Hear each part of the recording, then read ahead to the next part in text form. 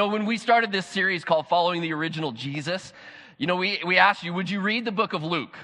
And as you read the book of Luke, would you ask these two questions? Who was the original Jesus there in the scriptures? And what does it look like to authentically follow him? And we didn't know how far some of you would take this, because not just read it and come on Sunday and let's ask those questions together, but would you join a community group too? And how many of you joined a community group? Yes? How many of you like your community group? See, some of y'all, you got to loosen up right now, all right? You're so polite right now. How many of y'all like your community group? How many of you don't like your community group? I love it. We just give you guys permission to show up and try some different groups out and take a look at them. You can still do that. When it comes to how much you're going to dig into this series, there's some people who are all in. Pastor Elliott's one of those guys. Like when we started this series called Following the Original Jesus, he went for the full Jesus beard. And I was so impressed by that. It's just pure jealousy, really, because we could do this series for 152 weeks, and I couldn't be there. So this series, here's where we're at today. We're going to be in Luke chapter 6, somewhere around verse 20-ish, or 17. Go there, open your Bibles. We're one of those churches that we want the scriptures open in front of you. And I don't care if it's a phone or a paper old school version or whatever, but open that up and grab your notes, and we're going to go through this today. Inaugural speeches. It's that moment where the United States president, as he takes his seat of office, addresses the nation. You know what's considered the worst inaugural speech in U.S. history? William Henry Harrison was our 9th U.S. president. He gave his inaugural address on March 4th, 1841, on the east portico of the Capitol building. It was snowing. He's in the middle of a snowstorm, standing on the steps, and it was supposedly in that day more appropriate not to wear a coat or a hat when addressing the nation. So in the middle of a snowstorm with people standing all out around the Capitol building, he is addressing the people, and he spoke for an hour and 45 minutes. It's recorded by some scholars to be the most boring inaugural address ever given. And to add insult to injury, or maybe we should turn that around. To add injury to insult, he died 32 days later due to pneumonia. He has the undistinguished honor of being giving the longest address and the shortest term in U.S. presidential history. I just tell you that because I'm going to try and do slightly better than him today and keep it slightly shorter and live a lot longer.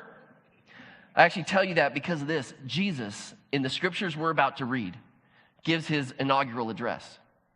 I mean, he's about to give a speech in front of this crew of people, not just 12 men, but a crew of people who he calls his disciples. Because you remember last week, Jesus goes up on a mountain and he prays all night. And then he comes down and he says, all right, these 12 guys, you're my apostles. You're not just disciples, but you're apostles because I'm going to send you out. And we talked about what that prayer looked like. It was deferring authority to God to say, hey, God, your call. And we asked you this week, would you get alone with God?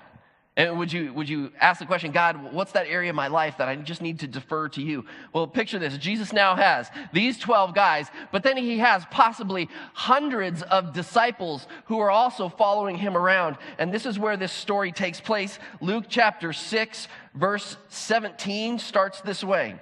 He went down with them. He goes down because he was up on a mountain. Jesus went down with them and stood on a level place. A large crowd of his disciples was there, and a great number of people from all over Judea, from Jerusalem, and from the coastal region around Tyre and Sidon. So get this. They're coming down from a mountain, and they get to this place. It says a level place, and just understand this. You know what the Sermon on the Mount is, right? It's in Matthew chapter 5, chapter 6, and chapter 7. But this seems to be the same recording of the same message, but he says it's on a level place. Now, there's two opinions on this, so this is kind of just fodder, so stick with me for a moment. We'll get back to this. Some people believe that this is actually the same sermon as the Sermon on the Mount, and other people say, no, it's two different messages, because the Sermon on the Mount took place on a mount. Yeah, appreciate that. Stay with me, people.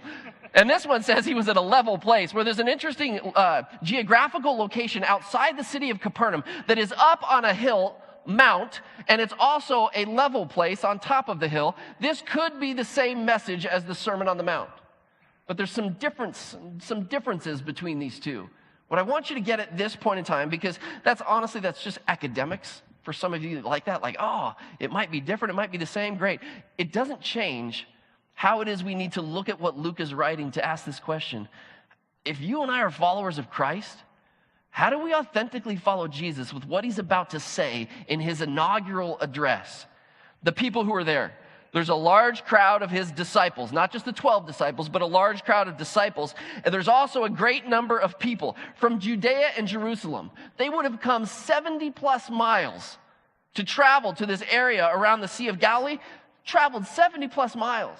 The people from Tyre and Sidon, they traveled 35, 50 miles to get there. These crowds all converge on the place the day after Jesus picks his 12. Are you getting like the energy and the excitement? There's like this movement that's about to happen. Not only that, but if you look in the next verse, this is what happens there when these crowds converge on this one location. Some of them had come to hear him speak and to be healed of their diseases. Those troubled by impure spirits were cured, and the people all tried to touch him because power was coming from him and healing them all. I'm sorry, that's weird. Jesus is like radioactive in a good way.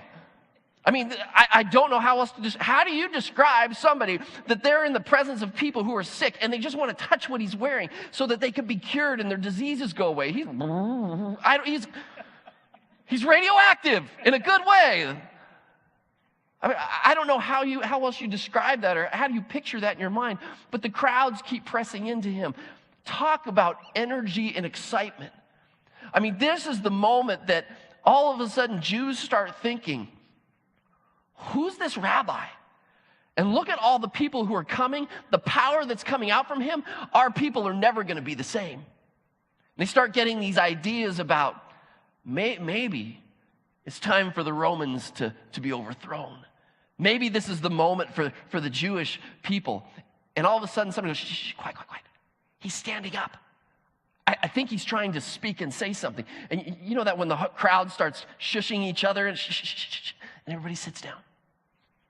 And Jesus is there, and he starts his inaugural address. And this is what Luke writes as the first thing that Jesus says to this major crowd as he introduces his 3-year term of ministry. This is how he starts. Verse 20. Looking at his disciples, he says, "Blessed are you who are poor, for yours is the kingdom of God. And blessed are you who hunger now, for you will be satisfied. Blessed are you who weep now, for you will laugh. And blessed are you when people hate you, and when they exclude you and insult you and reject your name as evil because of the Son of Man. Rejoice in that day and leap for joy, because great is your reward in heaven, for that is how their ancestors treated the prophets."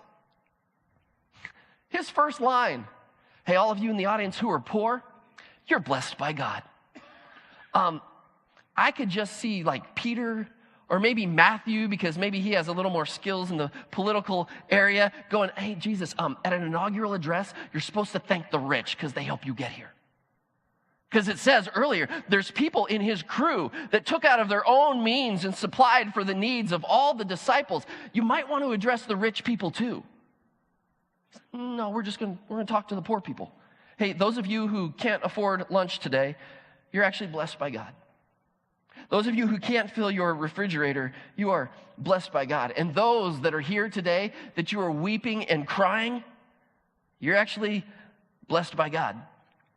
And all of you who will be hated because you're one of my followers, you're blessed by God. I'm sorry, it's not a great way to start an inaugural address. It's not a great way to kick off the ministry. But at least he didn't say anything against the rich people, right? Until the next verse. Woe to you who are rich, for you have already received your comfort. Woe to you who are well fed now, for you will go hungry. Woe to you who laugh now, for you will mourn and weep. Woe to you when everyone speaks well of you, for that is how their ancestors treated the false prophets. Woohoo! Who wants to follow Jesus? Yeah, it was about that quiet, I think, when Jesus finished the introduction to his opening message. I mean, if you take a look at this, Up until this point in Jesus' ministry, in the book of Luke, it's been all about Jesus. Remember asking two questions. Who's the original Jesus? And then what does it look like for you and I to authentically follow him? From chapters 1 through 6, it's all about Jesus. It's not really about following him. I mean, we hear a story about how Jesus has the power and the authority to heal people, how he has the power and the authority to forgive sins. We find out that he likes sinners, people who like to party and steal. And he actually goes and has dinner with them, and it doesn't sit very well with the Pharisees. We understand that Jesus doesn't follow the rules of the traditional church very well. He's invited to hang out with people who the church people call sinners. We learn about Jesus in the first 6 chapters. And this is really the first place in the book of Luke where Luke starts saying this. Hey, by the way, if you're going to be one of my followers, one of the 12, or one of the crowd of disciples, if you're going to do that, then by the way, here's the implications of following me. Here's what it looks like to be a follower who's blessed by me. Here's what it looks like to be a follower, and I'm giving you a warning. Don't be like this. Woe is you if this is you. By the way, if you're not a follower of Christ, you're totally off the hook today. This doesn't apply to you at all. But if you're a follower of Christ, or if you're considering being a follower of Christ, this is for you, and it's for me. And I'm just warning you right off the bat today. I have read these and studied these. I've read these for years. And I can honestly tell you, I don't fully understand them. Because they make me uncomfortable every time I read them. And if I really understood them, maybe I'd feel more comfortable with them. Or maybe Jesus' opening monologue is to make all of us very uncomfortable. Because following Jesus isn't this simple thing. So for you note takers, let me catch you up here, okay? Up to this point, Luke 1 through 6, Luke has been revealing the original Jesus. But Luke changes his focus to describe what it's like to now follow the original Jesus. So here's his audience, right? It's his disciples. Chapter 6, verse 20. Jesus turns to his disciples, not the 12, but all of the disciples. And he addresses them. This speech is for them. Here's the key verse in the whole message. Are you ready? Turn the page. You might have to turn the page. 640. Luke 640. Some of you probably have this memorized. If you've been to our Introduction to Church on the Hill course, this is a major cornerstone of our verse. It says this: the student is not above the teacher. The student is not above the teacher, but everyone who is fully trained will be like their teacher. Jesus is saying, you can be like me if you're a follower of me. If you're going to be called a Christian or a Jesus follower, the student starts to look more and more like the teacher all the time. So whatever shows up in these verses, in his opening sermon, we're taking that on as the banner of our life. Okay, Jesus, if that's what it looks like to follow you, that's what I'm going to do.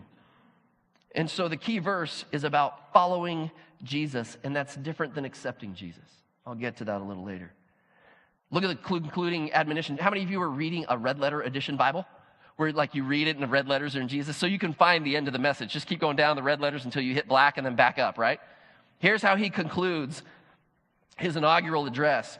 He says this: why do you call me Lord, Lord, and do not do what I say? As for everyone who comes to me and hears my words and puts them into practice, I'll show you what they're like. They're like a man building a house who dug down deep, laid the foundation on rock, and when the flood came, the torrent struck that house, but could not shake it because it was well built.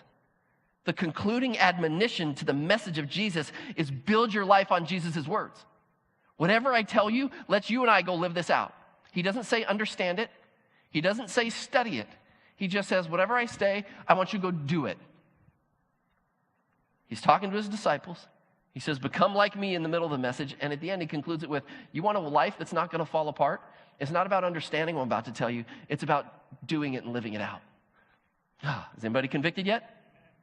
Now I got to wrestle through what this earlier opening means. What does it mean to be blessed? And what does it mean to have these warnings or woes? Before I hit that, make note of this.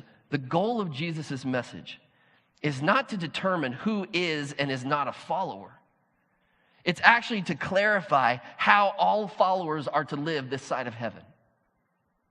And so hopefully this morning, in one way or another, I hope that God speaks to you through what you're reading and what you're hearing, that it might clarify for you what it's like to more authentically follow Jesus' words, and he says this: blessed are the poor, and blessed are the hungry, blessed are those who weep and those who are hated because you're a follower of Jesus. What's it mean to be blessed? I mean, the closest equivalent would be this: be happy. Be joyful because you're blessed. And it's more than happy. It's happy because you have God's favor. Do you know that when you're poor, you actually have God's favor? When you are weeping because of circumstances in your life, God's favor rests on you. So be happy. Does that feel trite? Hey, for those of you that cannot fill your fridge with food, be happy because God's favor rests on you. Are you seeing how hard this is to interpret and understand? Because what our world calls blessed by God is the exact opposite. I mean, how would the Silicon Valley write these things that the scripture calls the Beatitudes? Blessed are you who can pay for your own meal and pay for someone else's meal. Blessed are you that when you're hungry, you can go to your fridge. Blessed are you who are hungry, who don't need to depend on anybody else. I mean, that person's blessed. They're self-made. That person's blessed. They never have to work a day in their life if they don't want to. We call those people blessed, and so here's the problem. God takes the economy of our world in the Silicon Valley and turns it upside down on its head. Jesus' opening point to what he's saying is this: there are people in that crowd, remember, who are diseased, who are getting healed. There are poor people in that crowd, and Jesus addresses the poor people first as this. He says you're blessed because if you're taking notes, here it is. This is a comfort that God's favor rests on the poor, the hungry, the weeping, and the hated. He is comforting those that are hurting. Because a lot like our culture today, the Roman culture of 2,000 years ago and the Jewish culture 2,000 years ago, if you were diseased and you were poor and your life was broken, that was considered you were cursed by God. He says, no. My dad hasn't cursed you. Actually, my dad's pleasure rests on you. I know I'm trying to give you answers, but all it does is lead to more questions. Here's a question: how do the economically poor have God's favor? Well, listen to this verse. Proverbs chapter 30, verse 8 states it this way: God, give me neither poverty nor riches, but give me only my daily bread. When's the last time you prayed that prayer? Hey, God, I have a need. Would you give me the thing to just get me through the day today? Would you just give me enough? We don't pray that prayer, do we? God, would you bless me? Would you give me what I need for the next year? Because I'd be really blessed then. But here's what this person praying states. He says, just give me what I need today, my daily bread. Otherwise, I may have too much and disown you and say, who's the Lord? By the way, that's the habit of the entire Old Testament people. God's people, he would bless them. I mean, he'd take them out of slavery, and he would bring them to a place where they were blessed, and they would forget God. They'd be like, who's God? He'd bring them into promised land, and all of a sudden they're like, who's God? I don't need God. We have everything we need right here. And this person praying says, otherwise, God, I might have too much and disown you and say, who's the Lord? Or I may become poor, too poor, and I might steal and so dishonor the name of God. So they're saying this: God, would you just give me the very thing that I need? The writer of this wisdom saying reminds us that when people have too much, they have a tendency to forget. And if we have too little, we tend to be dishonest. Here's the hard thing about the opening words of Jesus. Folks, you and I've stated this over the last couple of weeks, but you and I live in the richest valley in the entire world. I know that doesn't make us rich just because we live here. Amen? Amen. Begrudgingly said so. But we literally live in a valley that has more money than any other place on earth. We also know this, though, that by percentages of giving, we also live in the stingiest place in the United States. So how does someone who's economically poor, how are they blessed? Here's one thing. Very clearly, they have a dependency on God. So when God shows up and shows off, they pray, God, would you give me what I need? And God shows up and shows off to provide. They're like, woohoo! I mean, that person celebrates like you wouldn't believe what God did for me. But when someone who provides for themselves and we sit down and pray and say, God, thank you for this food, it's a different prayer. I know we say the same words, But it's different than saying, God, thank you for the resources and the job you gave me so that my fridge can be full and I actually have to throw out half of it because I can't eat it fast enough. That's different than someone who said, God, I woke up with nothing in my fridge today and there was a bag of groceries on my doorstep. Thank you, God, for this meal. It's a different prayer. James, in his letter, he says, listen, my dear brothers and sisters, has not God chosen those who are poor in the eyes of the world to be rich in faith and to inherit the kingdom he promised to those who love him? You see, when you are poor and broken and the only way that you will be rescued is when God shows up and shows off, that's a building of your faith. Can I just say this? The only place where the best faith is built is in troubled times. Where did Peter's faith grow? When he jumped out of a boat and tried to walk on water and he was sinking, he's like, oh, God, help me. His faith grew once he dried off. I mean, the disciples, their faith grew when 5,000 people were hungry and starving. They're like, if we send them home, they're going to pass out and die on the way. Well, how do we feed them? And Jesus is like, you got a couple loaves of bread and some fish, bring it here.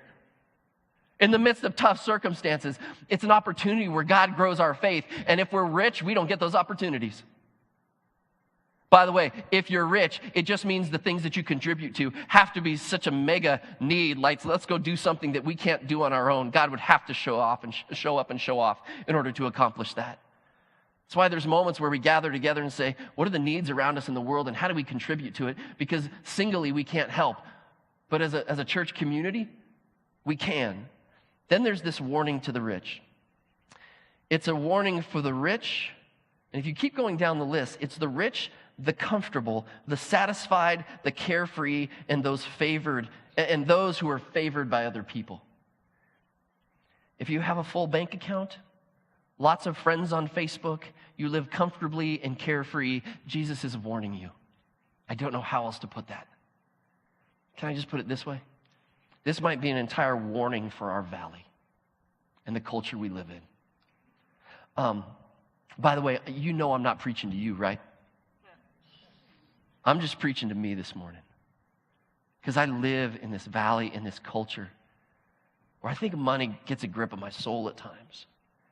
And I'd rather be comfortable than uncomfortable. And that means the woes are preached to me in Jesus' words as much as anybody. In Philip Yancey's book, he talks about this other writer by the name of Monica Helwig. And what she did was she took this list. She made a list of 10 things that the poor have an advantage over the rich. And let me just read to you the list that she gives. The poor know they are in urgent need of redemption. When you preach to the poor, they receive it in a different way than the rich. The second thing, the poor know not only the dependence on God and on powerful people, but also their interdependence with one another. They're more community-based. And rich people are isolated. Third thing, the poor rest their security not on things, but on people. They know that they need people. Number 4, the poor have no exaggerated sense of their own importance and no exaggerated need of privacy. Stop and just chew on that for a minute. How important do we think we are because of our money? Poor people don't have that. Not only that, but there's less of a privacy that they feel that they need. Because poor people never have that thought of, do they like me just for my money? I know it's one of the things as I've spoken with rich people over the years, that they just don't know if someone is genuine with them or if they're after their pocketbook. Number 5, the poor expect little from competition and much from cooperation. The poor can distinguish between necessities and luxuries. I love this. Because have you ever been in a conversation with someone and they make this statement, they just go, you're killing me. Really? Like your teenage kid? They ever said, you're killing me. Or, that's the worst. Really? I couldn't give you a ride. That's the worst.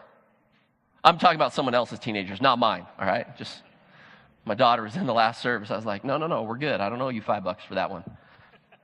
I got to pay them every time I talk about them in service, and I didn't run it by them ahead of time. I'm just saying.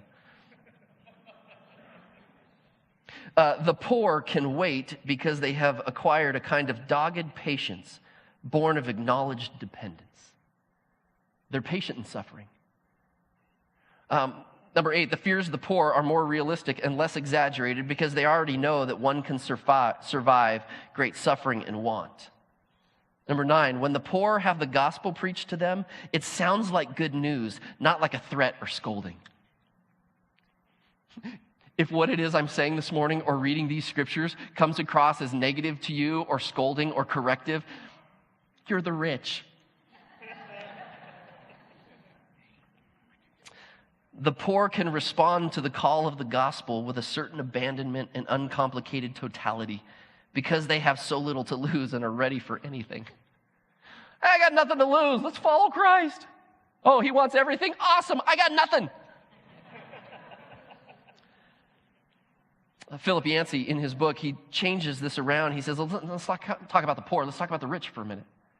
And then he changes every statement to be the opposite. And so this is Philip Yancey's same version of it, but it talks about the rich. Number 1, the rich do not know they have an urgent need of redemption. The rich do not have a dependence on God or people. They're self-made. The rich rest their security not on people, but on things. The rich have an exaggerated sense of their own importance and an exaggerated need for privacy. The rich are more likely to compete than cooperate. The rich can't distinguish between need and luxury. I can't. There's moments where I'm like, oh, I need that. And I'm talking about a bicycle to go ride because it's fun, not because I'm getting to work. Oh, I need that because I just want it. You know what I'm saying? How many? I don't even need to ask, do I?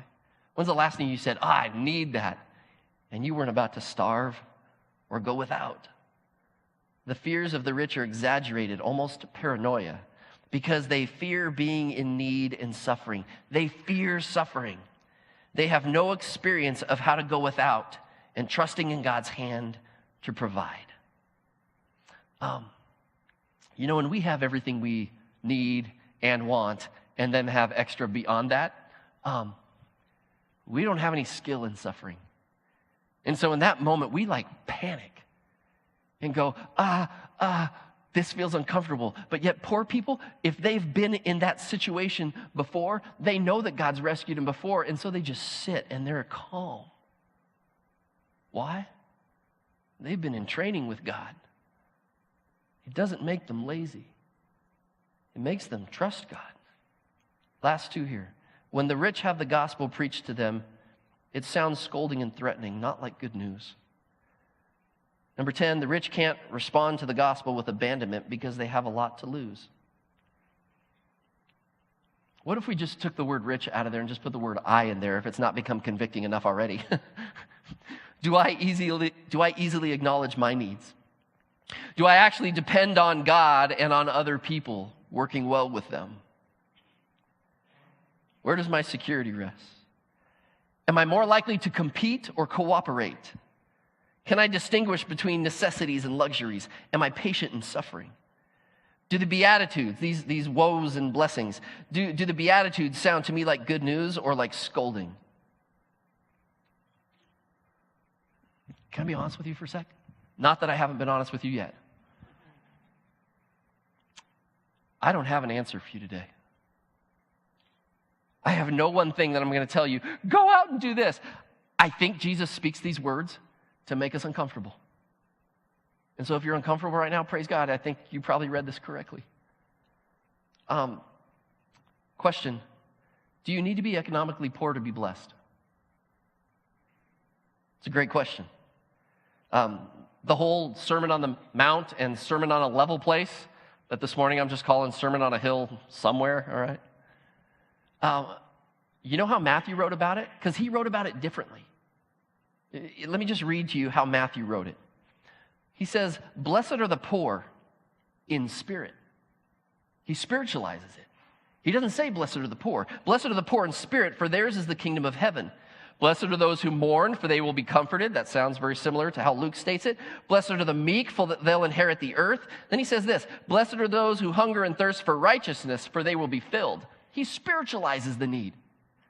It's not about being poor, it's about being poor in spirit. It's not about hungry and thirsting because you don't have any food. He's saying you're hungry and thirsting for righteousness. It's like this easier way to digest what's happening. So did Jesus mean that blessed are you who don't have food to eat, or blessed are you who hunger and thirst for what is righteous? Here's the answer. Yes. I think it's both.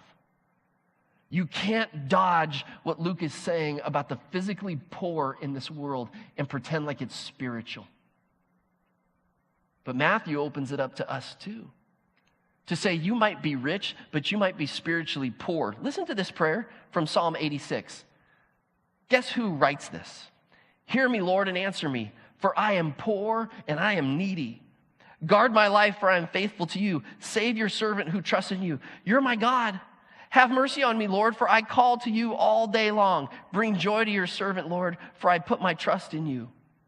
Who's the poor and the needy person who's writing this prayer as he cries out to God? It's King David. I'm sorry, King David ain't poor.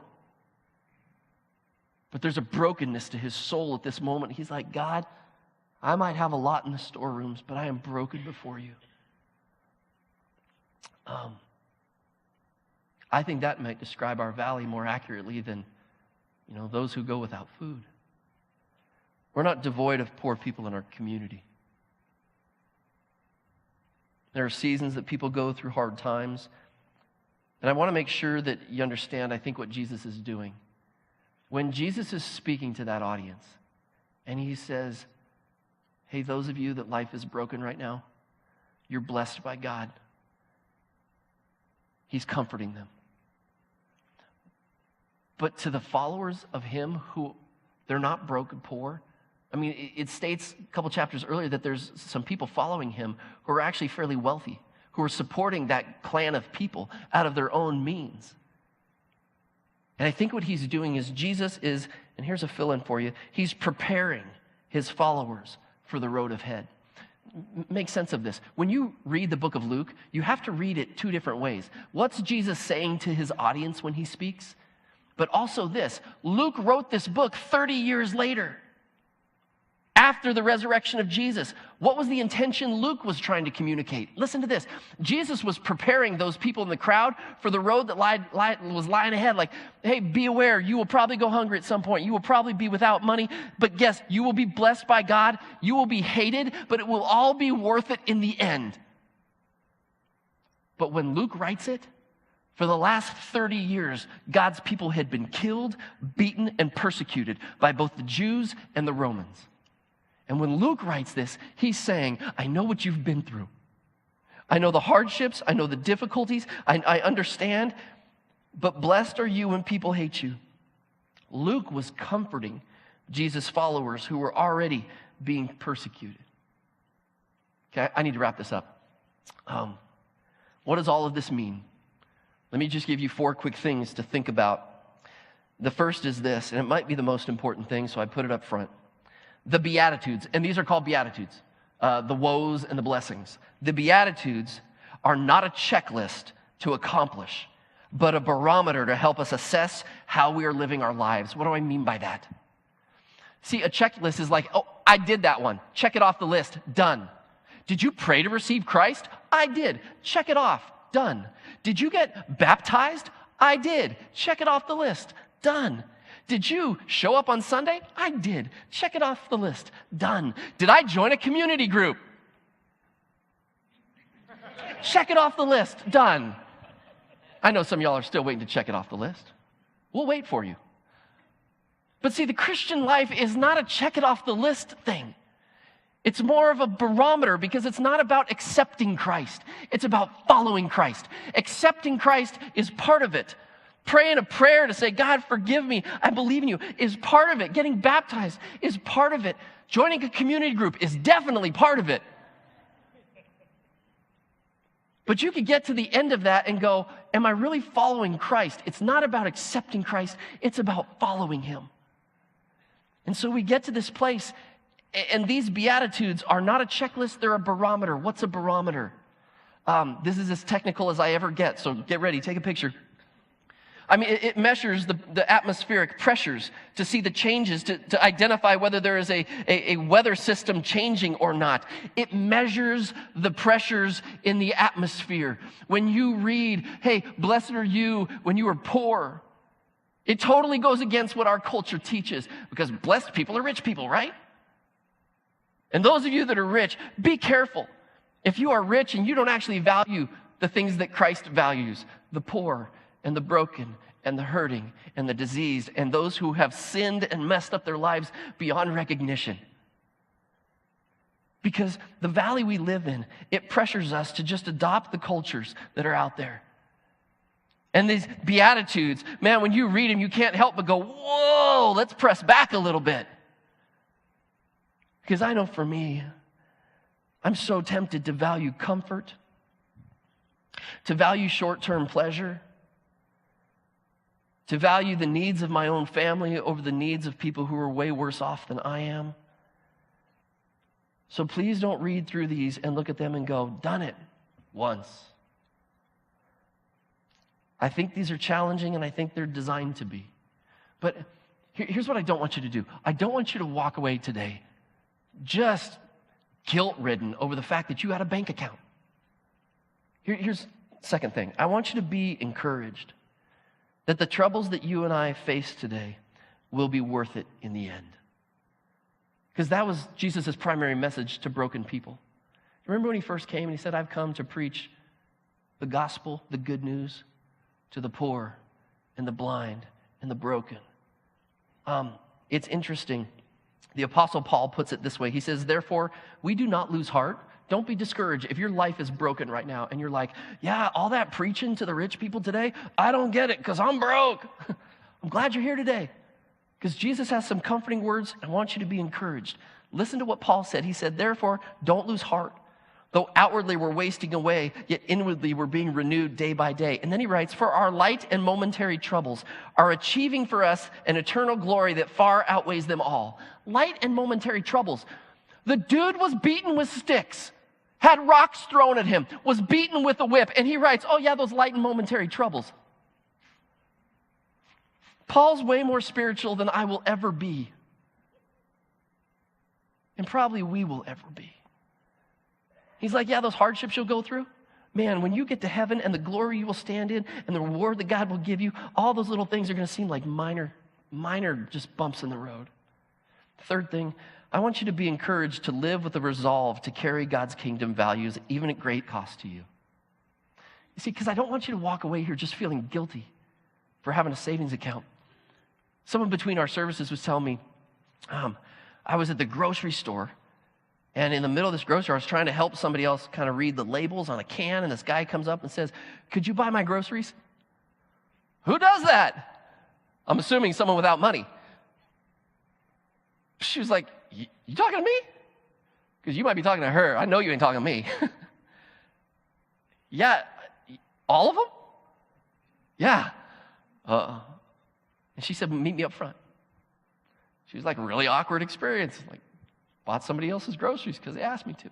But on the back side of that, you show up to Sunday morning, and all of a sudden it's like, yeah, don't hold on to your stuff because God's been so generous with you. Go be generous, and you walk out. You know the joy that person walks out of this room with? It's like, boom, fisties right there, buddy. I want us to hold on to our stuff and our lives so loosely that God can move us and spur us to give whatever it is that his kingdom demands. And on the backside of that, there is a joy unspeakable because you know you're about God's kingdom. Let me give the fourth final thing. Just be warned of the distractions that every disciple is tempted to pursue. Comfort, short-term pleasure, ignoring the pain and suffering around us, and trying to win the approval of people. We're in the middle of a battle. My wife and I, with another couple from our church, went to go see the movie American Sniper. You've seen it? Thought it was a fabulous movie. Please don't take your kids. It's a true story of a U.S. soldier who goes over to Iraq, and he's a sniper. That's why it's called American Sniper. And in the middle of this 9-month tour he does, you know, his head is filled with images that are unforgettable for him, and he comes home for several months, and then he goes back and does a second tour, and I think he does 4 tours in all, but in the middle of that, after doing a couple of tours, he comes home, and he's suffering from post-traumatic stress disorder. where the battle is still raging in his head, where he hears a bang behind him and he thinks it's gunfire, even though he's in his backyard. And in one of these scenes of the movie, he's at his house and there's a party going on in his backyard. Kids are running around having fun and balloons are popping, but you can tell in his mind and his eyes, he is not there. His head is back in the battle. And the thing that he can't figure out is like, y'all are here drinking beers and drinking Cokes and having burgers and dogs, and there's like a party going on. And yet I've got brothers half a world away who are getting shot at today. Like, he just couldn't figure it out. Like, man, there's a battle going on and I'm here and this doesn't feel right. And in the movies at that moment, I was like, that's American church. It's like a battle going on in our world for the souls of people. And we're living it up in the Silicon Valley, giving a fraction of what we make to support good causes. And I don't say that to hammer on you. I just say that because it's convicting to me.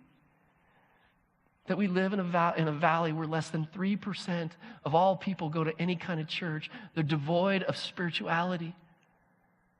And they will see an eternity apart from God unless God's people rise up among them to say, I'll live like that.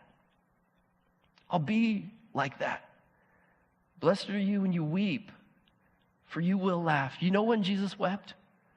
One of the very clear times in Scripture that he wept was when he walked on the Mount of Olives. He was going into Jerusalem for the last time. And if you've ever been there, I've stood on top of that mountain and you look down in the valley that goes down, and up is this massive wall in front of you. And there's a huge city there. And he looks over Jerusalem. He just starts weeping. And he says these words. He says, Israel, how I have longed to gather you like a mother hen gathers her chicks, but you have been unwilling. Jesus' heart breaks for the fact that he looks over his fellow Jews and they just won't follow him. I just wonder if the things that break Jesus' heart break our heart too. Or if we're just entertaining ourselves to death in the midst of this valley while people perish. So if these words are difficult for you, you might actually be understanding them. If these words are simple and you're like, hey, I've done that, I'm not sure you get it. I can't remember more than one thing that one president has ever said at an inaugural address. I think it was JFK, don't ask what your country can do for you, but what you can do for your country. That's the only line that I can remember from any presidential inaugural address. You know why? Because most opening speeches by presidents are to address the vote and the people who got them there. And they're kind of in a position where they have to promise things that they may never accomplish. But Jesus, in his opening lines, doesn't tickle the ears of his followers. He tells them some hard truths right up front that following him is not easy. And he gives the most quoted inaugural address in the history of the world because people who don't even follow Jesus quote him in the Sermon on the Mount. This is the word of God that he gives us. And I can tell you it ain't easy to follow, but that life is rich towards God. And if those words are hard and you're struggling with them, praise God, you're starting to understand them. And if they're easy, I don't think you get it. You better read it again. Let's pray.